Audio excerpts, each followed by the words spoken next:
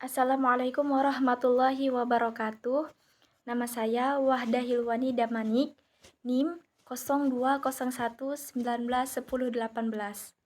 Soal yang pertama, uraikan pengertian hukum acara perdata dan kenapa hukum acara perdata dibutuhkan dalam proses penegakan hukum perdata. Jadi, menurut Profesor Dr. Sudikno Mertokusumo SH, hukum acara perdata yaitu peraturan hukum yang mengatur bagaimana caranya menjamin ditaatinya hukum perdata material dengan perantara hakim. Dan lalu mengapa hukum acara perdata diperlukan? Hukum acara perdata diperlukan untuk menegakkan, mempertahankan dan menjamin ditaatinya ketentuan hukum material dalam praktik melalui perantara peradilan. Dan hukum acara perdata suatu tindakan untuk menjalankan suatu hukum material dalam persidangan dan yang dimana suatu kasus akan mendapatkan kesimpulan atau hasil penyelesaiannya. Yang kedua, uraikan apa saja yang menjadi asas-asas hukum acara perdata. Yang menjadi asas-asas hukum acara perdata yaitu yang pertama, hakim bersifat menunggu.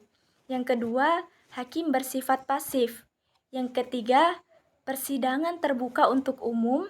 Yang keempat, audit et iterum partem. Yang kelima, putusan harus disertai alasan. Yang keenam, beracara dikenakan biaya. Yang ketujuh, sederhana, cepat, dan biaya ringan. Yang ke-8, bebas dari campur tangan pihak luar pengadilan. Soal yang ketiga, uraikan apa yang dimaksud dengan gugatan dan apa bedanya dengan permohonan serta berikan contohnya.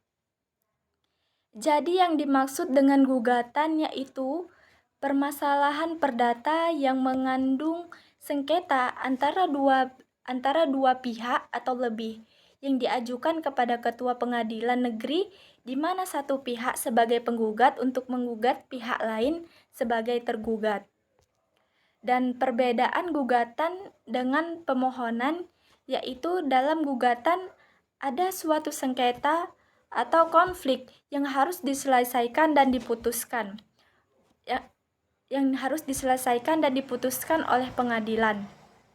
Contoh gugatan itu seperti sengketa tanah antara pihak A dan pihak B, di mana pihak A telah melewati batas tanah dan melanggar perjanjian di antara kedua pihak. Sedangkan dalam permohonan tidak ada sengketa. Hakim mengeluarkan suatu penetapan atau yang disebut dengan putusan deklatoir, yaitu putusan yang bersifat menetapkan. Contoh selanjutnya itu contoh permohonan, yaitu permohonan dalam penetapan ahli waris dan juga penetapan warisan. Selanjutnya soal yang keempat, yaitu uraikan apa hubungan antara posita dengan petitum, baik dalam hal gugatan maupun permohonan. Posita adalah rumusan dalil dalam surat gugatan atau permohonan. Jadi di sini penggugat atau pemohon menerangkan kronologi atau indikator apa saja yang menciptakan suatu gugatan atau suatu permohonan secara detail, fakta, dan terperinci. Kemudian petitum. Petitum adalah hal yang dimintakan penggugat atau pemohon kepada hakim untuk dikabulkan. Maka di sini penggugat atau pemohon memiliki hal yang ingin dicapai untuk dikabulkan dalam suatu sengketa atau suatu permohonan. Selanjutnya soal yang kelima yaitu uraikan apa yang menjadi perbedaan